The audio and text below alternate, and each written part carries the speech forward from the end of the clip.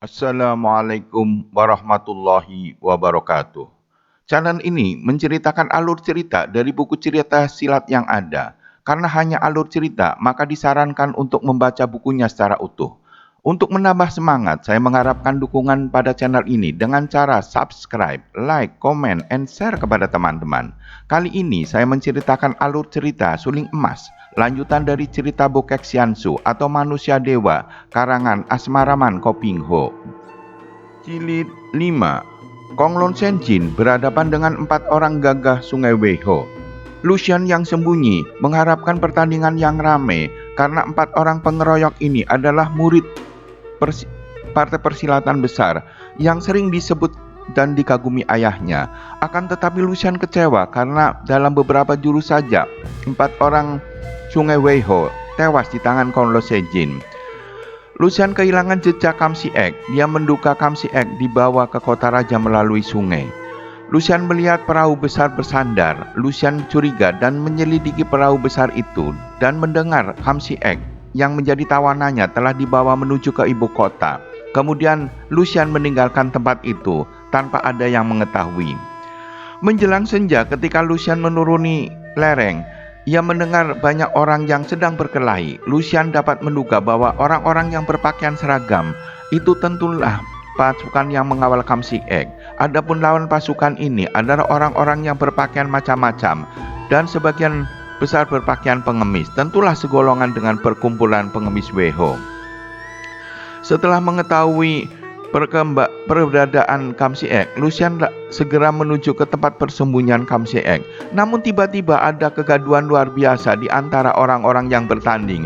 Alangkah heran dan kagetnya ketika Lucian melihat seorang laki-laki tinggi besar seperti raksasa menggunakan kedua tangan bajunya mengamuk. Gerakan laki-laki itu hebat, ganas, dan sebentar saja tubuh orang-orang bergelimpangan di sekitarnya. Raksasa itu melangkah lebar memasuki sekelompok batu dan kemudian dia telah melesat keluar sambil mengepit tubuh Kam Siek. Kagetlah Lucian, kemudian tubuhnya melesat mengejar. Kedua tangan Lucian bergerak dan serangkum sinar kemerahan menyambar ke depan. Akan tetapi tanpa menoleh, raksasa itu mengebutkan bajunya dan jarum-jarum itu kembali ke pemiliknya. Lucian terkejut dan teringat bahwa raksasa selihai ini hanyalah Dewa Loggia berlengan salaksa. Dewa Loggia yang sudah bertanding 2 hari 2 malam melawan ayahnya tanpa ada pemenang. Bahkan Kueseng yang begitu sakti dapat dihancurkan sulingnya oleh raksasa ini. Ternyata Dewa Loggia menculik Jenderal Kam Siek untuk diserahkan kepada Raja Khitan karena tentara Khitan tidak pernah menang melawan tentara Jenderal Kam Siek sampai para prajurit Khitan menjuluki Kam Siek sebagai panglima akhirat. Dengan Kam Siek berada di pihak Khitan, maka Khitan akan menyusun kekuatan tentara yang hebat. Kam Siek menolak karena baginya perjuangan itu untuk kepentingan rakyat, bukan penguasa, dan menyebut orang-orang Khitan itu licik dan pengecut. Marahlah Dewa Loggia. Kam Siek mengambil golok melawan. Saat itulah muncul Lucian datang menolong. Golok Kam Siek ditampar dan terlepas dari genggaman. Sekarang Dewa Loggia berhadapan dengan Lucian. Dewa Loggia yang berotak cabul tidak bisa tahan melihat kecantikan Lucian. Dewa Loggia heran karena Lucian mengenalnya dan malah menantang karena membantu Kam Siek. Sementara Kam Siek heran karena yang berusaha menolongnya Lucian, putri ketua Bengko yang pernah membuat ia tergila-gila saat begitu berjumpa.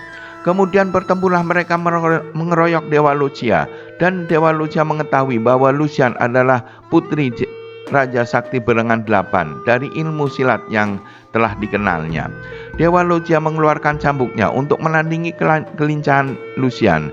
Akhirnya Dewa Loggia memukul jatuh Kam Siek dan menawan Lucian.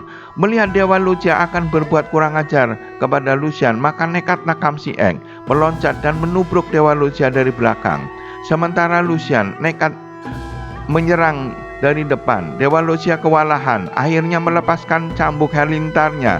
Tubuhnya segera berjongkok dan kedua tangannya memukul dengan jari-jari tangan terbuka. Inilah pukulan tangan pasir hitam yang luar biasa ampuhnya. Biarpun jarak mereka terpisah 2 meter, kedua orang muda terpental dan tercengang roboh. Tua bangka tidak tahu malu, berani kau merobohkan Jenderal Kam yang gagah perkasa. Tiba-tiba terdengar angin berdesir dari kiri. Kau kepalan sakti Chow Paong. Aha, aku dengar kau menjadi orang buronan yang lari ke sana kemari. Kedua kakimu lumpuh. Aduh, kasihan. Raja muda yang malang kini menjadi pengemis lumpuh. Dewa Locia tertawa.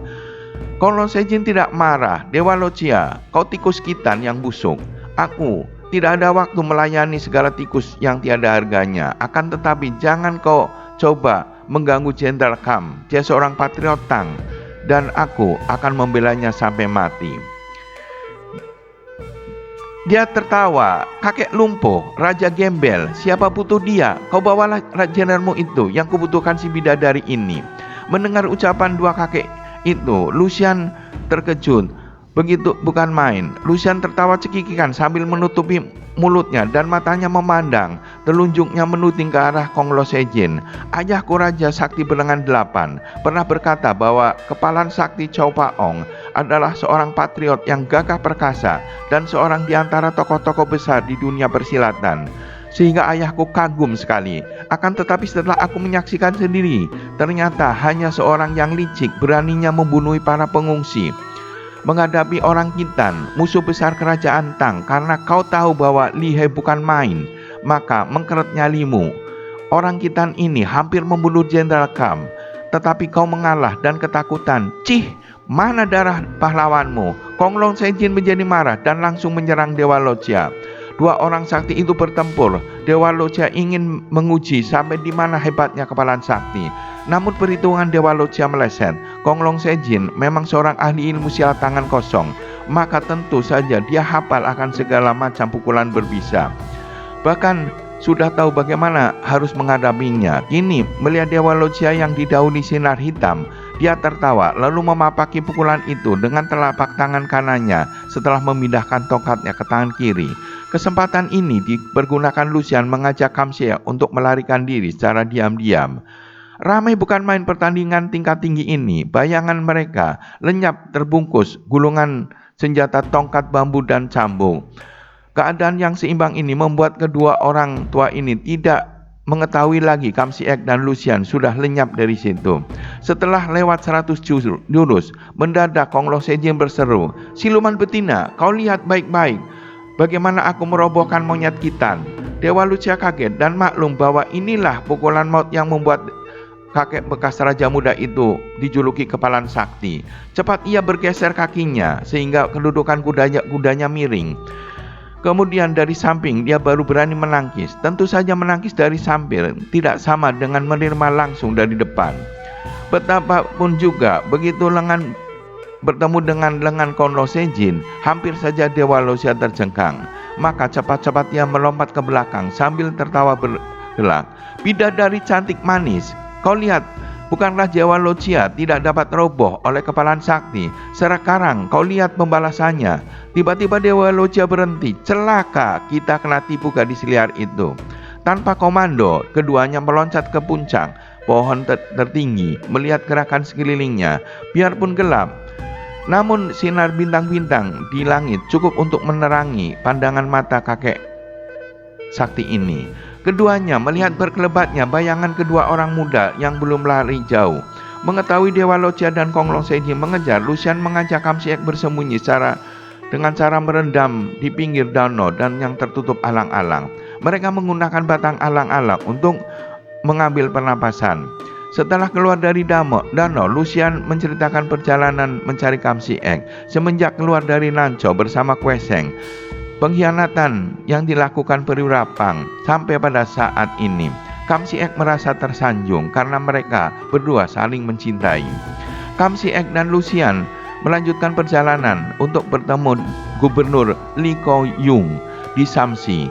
Kam Xie menjelaskan bahwa dalam perjalanannya dijebak dan dikhianati perwira yang memberontak bersama pasukan kerajaan Liang. Di samping itu, Kam Xie akan minta bantuan kepada Gubernur Li untuk mengajukan lamaran kepada ayah Lucian yang menjadi ketua Bengko dan menjadi guru negara kerajaan Nancau. Gubernur Li menyambut gembira kedatangan Jenderal Kam dan menerima penjelasan Kam Si Ek. Gubernur Li menyambut gembira dan bersedia menjadi perantara untuk melamar Lucian untuk menjadi istri Kam Si Ek.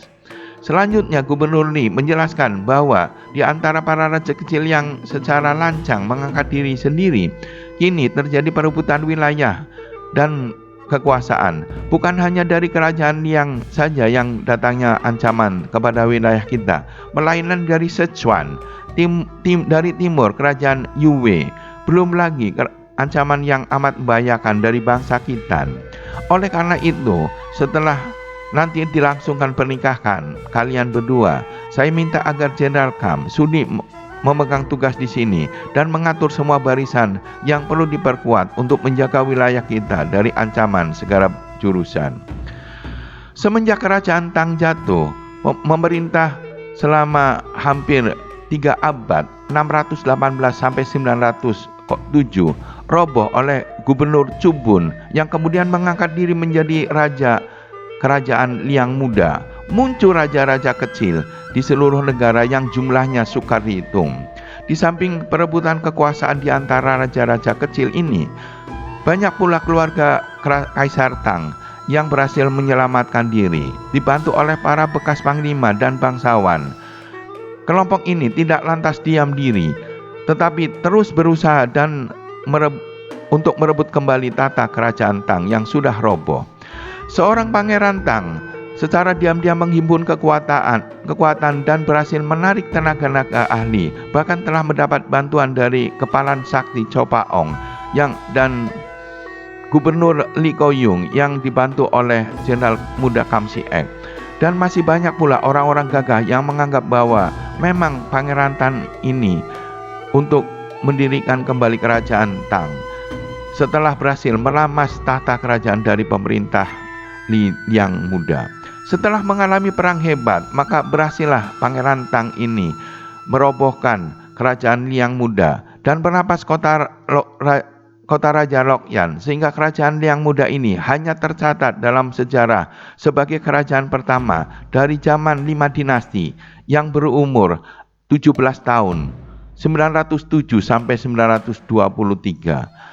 Kini pemerintahan dikuasai oleh keluarga kerajaan Tang yang diberi nama Kerajaan Tang Muda. Akan tetapi dalam kerajaan Tang Muda terus-menerus timbul rebutan kekuasaan antara orang dalam, juga ancaman serangan dari raja-raja kecil yang masih terus mengepung kerajaan Tang Muda. Waktu berjalan amat cepatnya sehingga terjadi pergantian kekuasaan. Pernikahan antara Kam Si Ek dan Lucian sudah berjalan 7 tahun dan mereka mempunyai seorang putra berusia 6 tahun. Anak ini bernama Kam Busong, seorang anak yang sinar matanya tajam, membayangkan kecerdasan, wajahnya tampan dan mempunyai tulang otot yang kuat, menjadi bahan baik untuk menjadi ahli silat. Akan tetapi Kam Si Ek lebih suka menggembleng putranya itu menjadi seorang ahli ilmu surat. Maka sejak 5 tahun Kam Busong sudah pandai membaca ribuan huruf. Suami istri ini pada tahun-tahun pertama hidup penuh kebahagiaan, namun perbedaan watak mereka mulai terasa setelah lewat beberapa tahun. Dalam soal pendidikan terhadap Busong saja mereka sudah berbeda pendapat. Dalam hal ini sudah menjadi bahan percekcokan. Lucian menghadapi putranya menjadi ahli silat yang kelak menjagoi kolong langit. Sebaiknya Kam Si Ek tidak menyukainya. Soal-soal lain yang jelas memperlihatkan perbedaan paham dan kesenjangan menyusul memperlihatkan diri. Lucian beberapa kali menyatakan keinginan merantau, mengajak suaminya meninggalkan tugas untuk 1-2 tahun agar mereka dapat mengajak putranya merantau dan menambah pengalaman di dunia luar. Tentu saja Kam Si Ek menolak. Bersambung ke jilid 6.